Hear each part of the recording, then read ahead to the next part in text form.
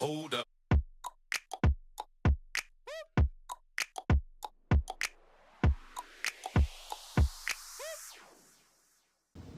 I hope you're having a great day. I hope you're having a great holiday as well. Today I want to talk about something that we can cultivate the practice of. It's called deep work. Deep work is extremely important for us if we want to excel in every aspect of our life. We can apply deep work or the concept of deep work to our health, to our business, our career. Maybe you're writing a blog, maybe you're writing a book, maybe you're writing a song, maybe you're making music, maybe you're an artist, maybe you're painting something. Maybe you want to accomplish some work that you've been procrastinating for the longest period of time. You see, what's happened is we used to do deep work at one point, but today we have so many distractions around us. Everyone is struggling for time. When I ask people, what do you want? They say, I want more time. We have 24 hours in a day. All of us are dealt the same card of 24 hours in a day. So the ones who make excuses that they don't have time and so they cannot be successful, or I don't have time so I can't work out, I don't have time so I can't eat my meals slowly and chew my food, I don't have time for my relationships, I don't have time for love. Well, that right now is your excuse and your biggest enemy, because the other people who are achieving this also have 24 hours. We're doing things differently. Everyone is trying to hurry up. Everyone's trying to do things quickly with distraction. There is so much of distraction around us. Your phone. How many times do you unconsciously or consciously pick up your phone when you're in the middle of doing something? You're writing a blog, or you're baking, or you're cooking, or you're working out, and you pick up your phone and just go through notifications or scroll down Instagram or Facebook and stuff. There are distractions around us all the time. While a part of the world taught us to multitask, and there are people who glorify multitasking. Oh, I can multitask, I can do so much. Being busy doesn't mean being productive, remember that. There are a lot of people who appear to be busy, but they have no results. They're not productive. They don't have effective quality work delivered at the end of the day. And you still feel empty at the end of the day. You think, I'm so busy, but you don't feel fulfilled. If you were so busy doing so much, you should feel fulfilled at the end of the day. So multitasking is over glorified. It's for the corporates who want to extract maximum work from you. So they glorify multitasking so that you do more and more and more, and eventually you burn out at the cost of giving them all the work that you do. But you got to be smart. How should you protect yourself from burning out? By engaging in the practice of deep work. Like I said, you can be busy or you can choose to be productive. You can get a lot done in a little time if you remove all the distractions away and if you engage something called deep work. What exactly is deep work? Deep work is a concept where, let's say I have a blog to write, or I have something to study, or I want to sit and plan my next week menu of what I'm going to eat for breakfast, lunch, and dinner. So if that's going to take roughly 30 to 45 minutes to an hour, that 30 to 45 minutes to an hour, your phone is aside. You only have your paper and your pen or your iPad or your laptop or whatever it is. You don't take calls, you don't answer calls, you don't do anything. You put yourself in a place where you can give this 15, 20, 30, 45 minutes, 1 hour, your focus and get the work done without a single distraction. It's called deep work. Now, all the excuses will pop up. But what if my child calls me? But what if? What ifs are always there. What if they didn't? What if they didn't? We become so used to distractions that we find it difficult to believe that we can do deep work for short periods of time without focusing on all the distractions around us. So we're going to go over how to do deep work. Let's see what pulls us away from it. Social media. If social media is not adding value to your life, that particular app should not be on your phone. If there's FOMO, the fear of missing out, that's completely different. But you need to understand, if something is not serving you, why do you own it? Why is it on your app? Why is it on your phone? At the same time, if it is on your phone, you should be so clear that on social media, this is the content I consume. And this is the amount of time of my life that I want to give social media. So social media can be very well organized. If you decide 15 minutes in the morning, 15 minutes in the afternoon, 15 minutes in the evening. It's organized, it's fine. After 15 minutes, or you go and knowing that you have 15 minutes or 20 minutes, so you utilize that time productively. But if you go onto social media without a time limit, you are just going to scroll randomly, and what you scroll is going to make you see and want to see more and more and more stuff. All of a sudden, you realize you spent an hour, 2 hours, 4 hours, 5 hours of 24 hours that you have on social media or on the internet. So if you're getting into the internet, you're getting into Google, go with a focus. What am I searching for? Is it part of my goal? Is it part of my plan? Or am I randomly just Googling stuff all the time that's not even adding value to your life? So for that, you need reflection. For deep work, you need a strict time period. And that's why if you have kids who can trouble you, then go to sleep early at night and wake up early in the morning. Wake up at 5 o'clock. You'll have 2 to 3 hours of deep work that you can do. No phones ring, you keep your phone aside, you keep your Wi-Fi off, or you switch off your notifications, and you plan the night before. What do I want to achieve in that 1 hour in the morning when no one can disturb me? And that's the time, the most important part of your goal. Prioritize. Okay, prioritize the work that you want to do. What is it I'm doing? So if I know I need to study my client patient cases in the morning, that's what I do. My first hour of deep work is I have the list of all the patients I'm seeing, I have their medical reports. So that 1 hour is going through every case so that when I'm on that call, I already know what I need to do. So the time spent can be lesser because I'm prepared. That's deep work, no distractions, nothing. I can only do that at 5:30 or 6 in the morning because I can't do that with work from home, the kids, my child at home and people calling in and stuff like that. I can't do it. So you plan. Where there's a will, there's a way. The second hour of deep work could go into your meditation, your workout. Even today, people's workouts are not deep workouts. You see, a deep workout is you and your body, movement, breath, how you're breathing, inhale and exhaling. But people are listening to music, people are Googling in between, clicking pictures. See, this is okay once in a way. But if you really, I don't have a problem with people listening to music. They say, I get bored to work out, so I'm listening to music. That's fine, as long as you're working out. But my point is, as you mature and as you evolve, you understand that movement requires concentration, focus, and breath work.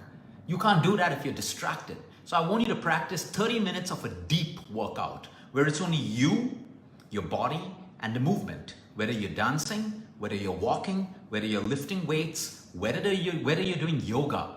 You don't need distractions. You want to be connected with your body. And it's one of the most beautiful things when you can do a deep workout. Just you, your body, movement, breath, and whatever workout you're doing.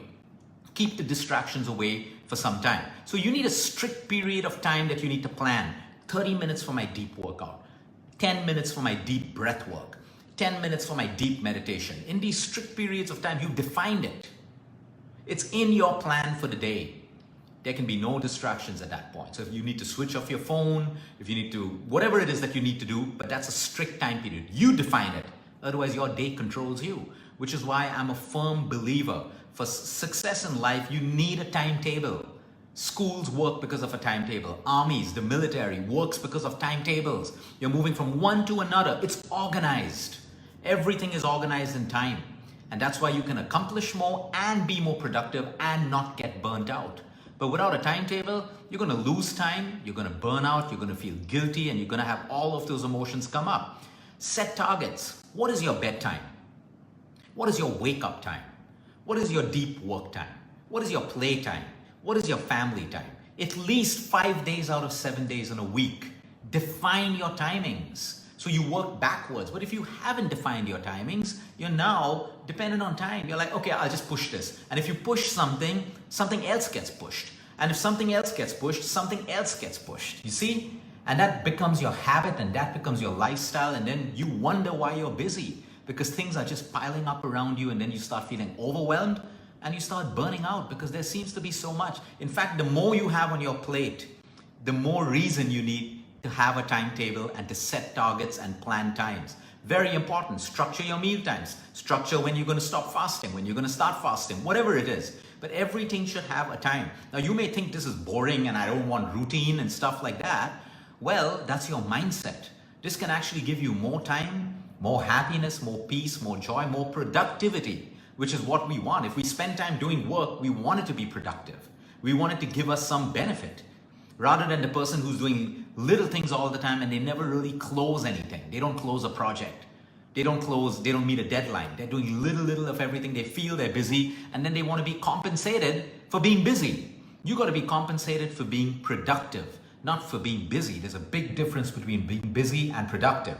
So you got to plan everything down. And this is a writing exercise. It's a beautiful exercise. You won't get it right the first time, the second time, the third time, but eventually you will get it right. And the amount of free time that you will find in your day is priceless.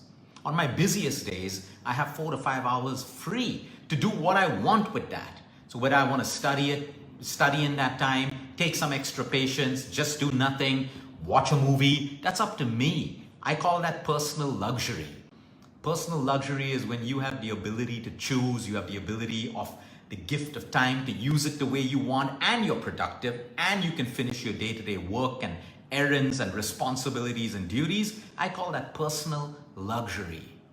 You know, we can have cars and watches and bags and money and all of that stuff, but if you don't have personal luxury, like you don't have time to enjoy that car, you don't have time to enjoy the home that you're living in, you don't have time to enjoy family that's in front of you, you don't have any luxury at all. So personal luxury is a beautiful thing, and you got to build that into your life by building time. Remember, time is priceless. The most priceless commodity is time, because you can never get it back. You can lose money and make money. You can lose friends and make friends. You can get out of a relationship, get into a new relationship. But the time that's gone, you can never, ever get that back. It is the most priceless commodity, the most valuable commodity on this planet. You want to protect it. You want to treasure it. You want to budget it. You want to take care of that time. Who you're giving time to. Are you giving time to people who are not worth it? Are you giving time to people who are you just trying to please because you want to be liked? Are you giving time to social media that doesn't serve you? Time to mindless programs that at the end of the day, they're not like, wow. I watched a program and I'm talking about it for weeks. That was a wow program. It impacted you. You learned something. You're mindlessly watching. People don't even remember what they watched 2 days ago. It was mindless for you. Just a dopamine boost for the time you were watching it. So I'm not saying don't watch it, but start adding a little bit of mindfulness to this. It's called deep work. So where all can we do deep work? Number one, you have to have a goal in that strict time period. What are you trying to achieve? Okay, you're writing an article, you're writing a song, you're writing a letter, you're talking to your mom, you're talking to your loved one. Deep time. I got 15 minutes to call up my mom. It's only going to be my conversation with my mom. Nothing else, no distractions. I'm not reading, I'm not Googling, I'm not, it's deep time. You're also giving them a gift of listening, which is very powerful. Very, very powerful. Most people don't know how to do this. So deep work, deep listening, deep compassion, all of this stems from the word deep. So you have to have a goal. Prioritize what is important. What are the most important things that you want to achieve in a day, and how much of deep work time does that need? And then schedule it in the parts of your day where you can really give that deep work. Sometimes I leave home and I go to a coffee shop where I can sit completely by myself and finish that one little project, finish that one letter, finish that one blog, make my content for my next video. I do that outside of my place, so I have no distraction. So you have that choice. Plan the place, very important. Now, you can have deep prayer, whether it's 2 minutes or 1 hour. That is your time for deep prayer. You really connect. You're not just chanting your prayers and going on, and you're deeply connected. When you pray, it should leave you feeling a little bit unburdened because you've prayed. Every religion talks about pray with faith and belief and then surrender. Everyone prays and tries to micromanage all of their problems, so prayer doesn't help them. You got to pray with faith and belief. So deep prayer. Make time for deep prayer. Make time for deep exercise, like I told you. Make time for deep cooking. If you cook, put all of your heart and soul into that cooking and finish the job completely. If you're a writer, deep writing. If you want to start writing, a lot of people come and say, Luke, I want to start writing. I want to be an author and stuff like that. I say, start with 1 paragraph at a time. 1 paragraph. For that, you need half an hour. Keep half an hour aside every day, but you write that 1 paragraph. Deep work. No distractions, no phone, no nothing. Only that. You can have deep meditation, whether it's 5 minutes. 5 minutes of deep meditation is better than 30 minutes of just meditating. So this is my time. I find a nice space. It's quiet, morning, night, and I do deep meditation. Deep sleeping as well. Again, all of us see as, oh, sleep, I just got to do it.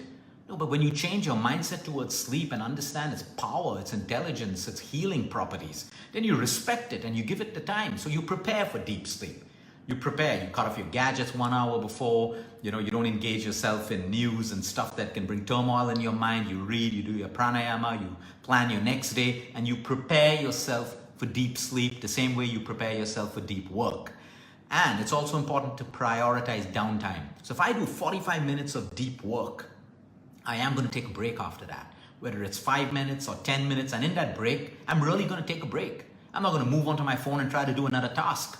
Okay, because if I want my next 45 minutes of deep work to be productive, you need to rest. You need to rest, you need downtime, so you need to prioritize that as well. So select your place of deep work and communication. So I communicate to people around me in this 90 minutes. Okay, I am not available for anything. I'll switch off my phone, don't knock at my door. It's my 90 minutes. So it's very important that you communicate. Because if you don't communicate, like I've learned it the hard way, I don't communicate and then someone troubles me, I get angry, I get irritated.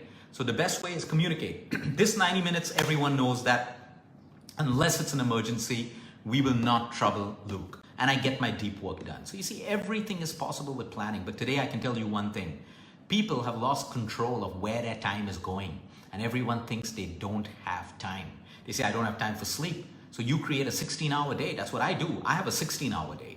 I don't have a 24-hour day because 8 hours is already prioritized for sleep. Now, whether I use 6, 7, or 8 hours, depending on when my body wakes me up without an alarm. So if I had deep sleep and I woke up in 7 hours, I've gained 1 hour. But I plan around 16 hours. And you productively plan around 16 hours. So I've kept my time for sleep. And you plan. Get down to planning. The same way you budget your money if you do. Every company has a budget. Every successful investor works with a budget. If you work with a budget for money, I want you to start maintaining a budget for time. Where is your time going? And in your free time, don't even care about that. Where you use your free time, whether you sit and do nothing, whatever it is, that's your free time. You don't have to budget that. So if you have 2 hours of free time, you do what you want that makes you feel happy. But the other time, when you get into this practice of making a timetable, I can guarantee you every aspect of your life is going to work out. So the weekend, if you have a productive week, you can keep your entire weekend free if you want. An entire Saturday and Sunday, because your Sunday evening or your Monday morning till Friday night is productive. You've achieved everything as per timetable. Meetings done, consults done, writing done, blogs done, family time done, everything. Now your weekend is yours to enjoy.